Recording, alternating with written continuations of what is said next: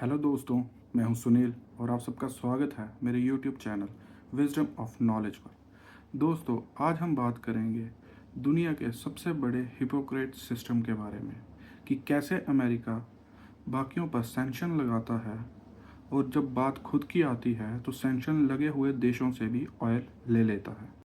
तो आज का हमारा टॉपिक है कि अमेरिका इंडिया को रशिया से तेल लेने के लिए क्यों मना करता है। ऑफिशियली रीज़न तो वो ये बताता है कि रशिया यूक्रेन वॉर के दौरान अगर इंडिया रशिया से तेल लेगी तो उनको वॉर में हेल्प मिलेगी, जिस वजह से वॉर बढ़ेगी। लेकिन दोस्तों, ये बात सिर्फ इंडिया से ही क्यों कही जा रही है?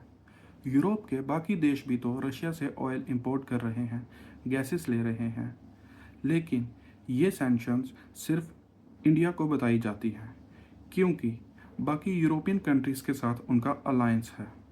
तो चलो देखते हैं क्या है रशिया वाले ऑयल गेम की असली कहानी।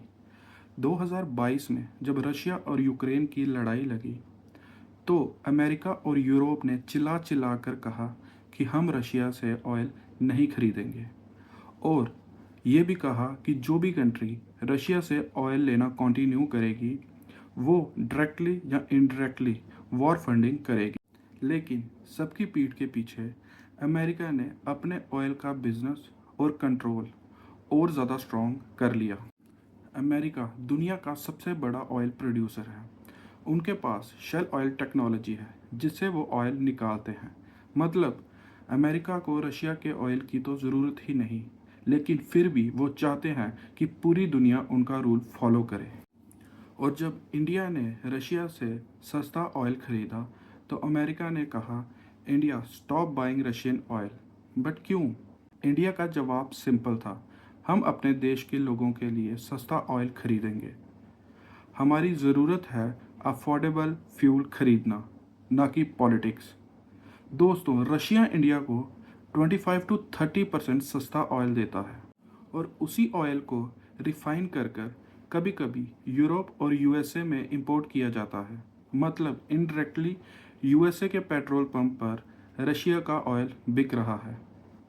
अब असली ट्विस्ट सुनो, अमेरिका खुद भी सैंक्शंस तोड़ता है।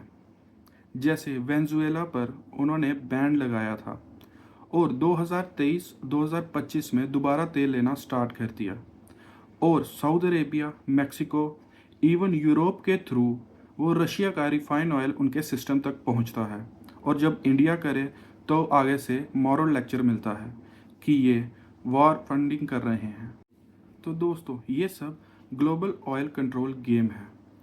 अगर दुनिया रशिया से ऑयल लेना बंद करेगी तो ग्लोबल मार्केट में शॉर्टेज आएगी और अमेरिका अपना ऑयल महंगे दामों पर बेचेगी। तो सिंपल वर्ड्स में सैंक्शंस के नाम पर बिजनेस प्रॉफिट बनाया जा रहा है। इंडिया ने क्लियर बोल दिया, हम किसी के प्रेशर में नहीं हैं और हम अपने नेशनल इंटरेस्ट के हिसाब से डिसीजन लेंगे।